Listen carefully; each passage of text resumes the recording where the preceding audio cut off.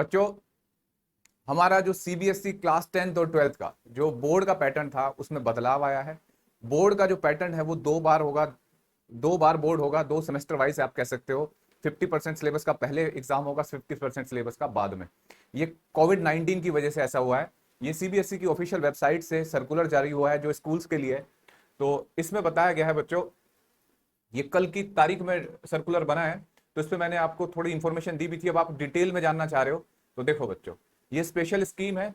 इसके थ्रू बच्चों का जो एग्जाम होगा, जैसे पहले अगर हम बात करें स्पेशल स्कीम में, academic session to be divide into 2 terms with approximately 50% in each term. ठीक है, मतलब आधा आधा सिलेबस बढ़ गया। और ये तो वही बात है, ठीक है, मतलब ये जो मैंने आपको बताया कि probability of conducted the board examination Covid के केस में बहुत मुश्किल हो जाता है, बहुत खराब हालात हो जाते हैं। जिस बार बोर्ड कैंसिल हो गया तो सरकार नहीं चाहती, एजुकेशन सिस्टम नहीं चाहता कि बोर्ड का एग्जाम कैंसिल हो, और कोई भी पेरेंट और बच्चा नहीं चाहता। ठीक है, कुछ बच्चे चाहते हैं। The syllabus for the board examination 2021-22 भी rationalise similar to that last academic session in July 21। बच्चों, जो पिछली बार का जो सिलेबस था ना, उसी को अभी तक ये माना जा रहा है कि लगभग वही सिलेबस होगा जो रिड्यूस सिलेबस था। ठीक है, और ये जो March 31, 2021 में जो आया था करिकुलम, ठीक है, इसके बाद यहाँ एक जो बात है बच्चों बहुत जरूरी आपको समझनी है। देखो, बोर्ड तो होगा, अब मान लो बोर्ड है नहीं है, अब उससे ज्यादा अब आप कुछ बच्चों को गलतफहमी हो जाती है कि यार बोर्ड है तो इंटरनल असेसमेंट वगैरह कुछ नहीं। देखो, ये थोड़ा इस पे ध्यान देना। Internal assessment practical project work more credible and valid as per the guideline and modern policy to be announce by the board to ensure fair distribution of marks. मतलब मैं आपको एक बात बताना चाह रहा हूँ भाई, कुछ भी नहीं पता अभी कि बोर्ड कैसे होगा क्या होगा, ये तो नोटिस है, लेकिन अभी हालात का तो किसी को भी नहीं कुछ पता। तो जो सबसे जरूरी चीज है ना, वो है आपके स्कूल के इंटरनल एग्जाम, जिन्हें आप सीरियसली नहीं लेते उन्हें सीरियस लेना शुरू करो। प्रैक्टिकल जो प्रोजेक्ट होते हैं उनको बहुत अच्छे से, क्योंकि अगर कुछ भी सिनेरियो अगर कितना भी बिगड़ता है तो इंटरनल असेसमेंट ही आपका बेस हो जाता है बोर्ड के, मतलब आपको मार्क्स देने का।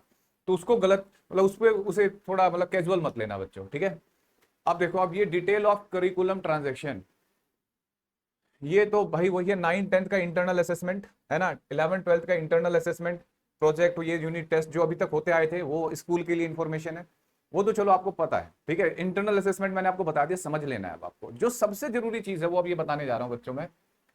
टर्म 1 एग्जामिनेशन, मतलब जो पहला सेमेस्टर होगा उसे फर्स्ट टर्म बोलेंगे, और ये होगा बच्चों नवंबर दिसंबर में। ठीक है, 2021 में। ठीक है, और ये 4 से 8 हफ्ते के अंदर स्कूल में different part of the country and abroad, बाहर भी है सीबीएसई तो बाहर के लिए भी बताया। ठीक है, और एग्जाम कब होगा उसकी डेट आपको बताई जाएगी, अभी नहीं पता।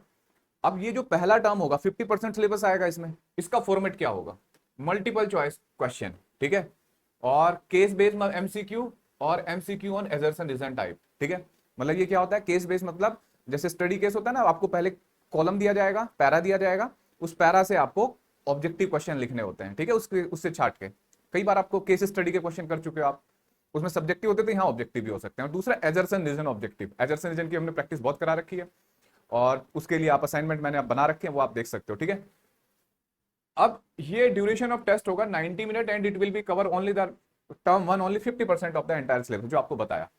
क्वेश्चन पेपर सीबीएसई स्कूल को भेजेगी, तो उनकी इंफॉर्मेशन है। अच्छा, मतलब ये आप इसे बोर्ड की तरह ही मानेंगे। ठीक है, अब देखो, marks of the term 1 examination will be contribute the final overall score of the student. मतलब जो फर्स्ट ये जो हुआ फाइनल स्कोर जो बनेगा उसका क्राइटेरिया क्या है मैं बता रहा हूं, लेकिन ये आपका फाइनल स्कोर ही मान के चलना इसको। ठीक है, अभी अब देखो बच्चों, अब आया टर्म 2 एग्जामिनेशन, पहला सेमेस्टर हो गया। अब नया जो सिलेबस आएगा उसका पहले से कोई लेना देना नहीं होगा। ठीक है, at the end of the second term the board will organize term 2 और year end examination based on the rationalized syllabus of term 2 only word को देखना बच्चों। ठीक है, मतलब यहाँ गलत फहमी है कि क्या पहला भी आएगा, तो नहीं, पहला टर्म 2 ओनली। ठीक है, 50%, यानी कि आप हिंदी में ऐसे समझ लो, पहली किताब दूसरी किताब फिजिक्स की है ना, पहली किताब पहली बार, दूसरी किताब दूसरी बार, ऐसा कुछ समझ सकते हैं अभी, लेकिन कंफर्म होगा तभी, लेकिन रफली आइडिया बताया मैंने। Examination would be around March April 22। ठीक है, और 2 घंटे का टेस्ट होगा बच्चों, इसमें होगा have different case based, situation based, open ended, short ended question type, मतलब कुल मिला के सब्जेक्टिव एग्जाम है। ठीक है, पहला ऑब्जेक्टिव था, ये सब्जेक्टिव है। केस स्टडी होंगे, सिचुएशन बेस्ड होगा। मतलब जैसे बहुत प्यारा सा फॉर्मेट बनने जा रहा है बच्चों, वो रटा रटाया फॉर्मेट नहीं, मतलब जो एजुकेशन पॉलिसी थी नई वाली उसी को फॉलो किया जा रहा है। और इसमें क्या है कि इसमें आपको ओपन बुक एग्जाम की तरह एनवायरमेंट मिल रहा है। ओपन बुक समझते, ओपन बुक का मतलब नहीं चीटिंग करने के लिए दिया गया है। ओपन बुक का मतलब होता है कि क्वेश्चन आपको ऐसे बना के दिए कि आप चाहे चीटिंग नहीं करोगे, आपको मतलब सोच के आंसर देना है, वो डायरेक्ट क्वेश्चन नहीं मिलेगा किताब में। तो बड़ा अच्छा है। इन केस ऑफ ऐसा कुछ फॉर्मेट है, ये अभी ओपन बुक नहीं कहेंगे, फॉर्मेट कुछ ऐसा है, ठीक है। केस स्टडी, सिचुएशन बेस्ड, बढ़िया एग्जाम है ये, आपके दिमाग का पता लगेगा। इन case the situation is not conductive for the normal descriptive examination of A net. अगर मान लो सिचुएशन सही नहीं हुई तो उस केस में बच्चों यही एग्जाम एमसीक्यू बन जाएगा, ऑब्जेक्टिव हो जाएगा, ठीक है। और बिल्कुल होगा उसी टाइम पे, ठीक है। इसका जो मार्क्स है वो भी कंट्रीब्यूट करेंगे फाइनल स्कोर में। समझ में आया बच्चों? तो देखो अब आगे बढ़ते हैं। अब assessment and examination different as per different situation. In case the situation of the pandemic improve and the student are able to come to the school or center for taking the exam, board will conduct term 1 and term 2 examination at the school center and the theory marks will be distributed equally between the two exam। मतलब अगर Covid की situation ठीक हुई, ठीक है, और बच्चे आ सकते हैं एग्जाम देने, तो दोनों को कवर किया जाएगा, दोनों का यूज किया जाएगा बच्चों किसमें, स्कोर बनाने में, फाइनल एग्जाम बनाने में। जो मैंने अभी दो मिड टर्म, टर्म 1 टर्म 2 बताया ना, तो दोनों से स्कोर बनेगा, ठीक है। अगर in case the situation of the pandemic force complete closure of during November December, ठीक है, बट द एग्जाम 2 हुए, अगर मतलब पहले एग्जाम नहीं हुए, जैसे अभी दिसंबर नवंबर तक सिचुएशन सही नहीं हुई, तो उस केस में जो फर्स्ट एमसीक्यू बेस्ड एग्जामिनेशन है would be done by the student online offline from home.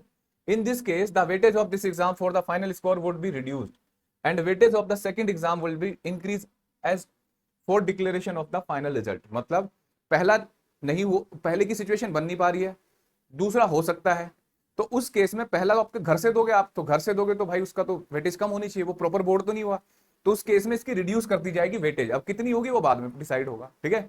समझ में आ गया? अगर ये नवंबर दिसंबर वाला घर से देना पड़ा, मतलब पेंडेमिक सिचुएशन खराब रही, भगवान ना करे, तो उस केस में इसकी वेटेज कम हो जाएगी, ठीक है, फर्स्ट टर्म की, और वो एमसीक्यू होगा। अब देखो थोड़ा आगे बढ़ते हैं, इनको समझना जरूरी है बच्चों, बहुत लोगों को फॉर्मेट ही नहीं पता होगा, तो भाई तैयारी कैसे करोगे हैं?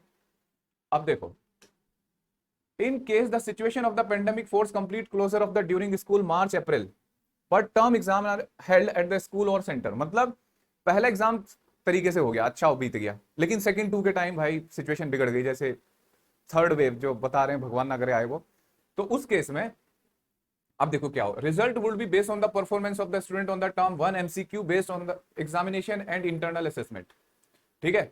मतलब टर्म 1 और इंटरनल असेसमेंट के बेस पे, समझ रहे हो, आपको मार्क्स मिलेंगे। The weightage of the marks of the term 1 examination conducted by the board will be increase और provide air at the end result of candidate, ठीक है। समझ में आ गया बच्चों? फिर अगर मान लो सेकंड नहीं हुआ तो पहला होगा और इंटरनल असेसमेंट, ठीक है। इंटरनल असेसमेंट बता दिया आपको, थ्योरी, आपका जो यूनिट टेस्ट होते हैं, प्रोजेक्ट होता है ना, वो सब इंक्लूड होता है इंटरनल असेसमेंट में। अब डी, ये case, in case the situation of the pandemic force complete closure of the school and board first and second exam are taken by the candidate from the home in the session.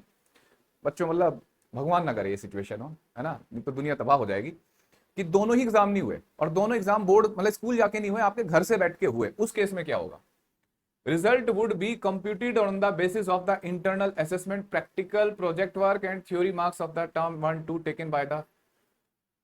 बच्चों का जो exam होगा मतलब सीधे वही हो गया कि जो आपने पहले दूसरे घर से बैठ के एग्जाम दिए प्लस आपका इंटरनल असेसमेंट, उससे फाइनल स्कोर बनेगा आपका, ठीक है। यहां ये बात क्लियर हो गई कि 12वीं के बच्चे को 10वीं के सिलेबस से स्कोर से कोई लेना देना नहीं होगा इस बार।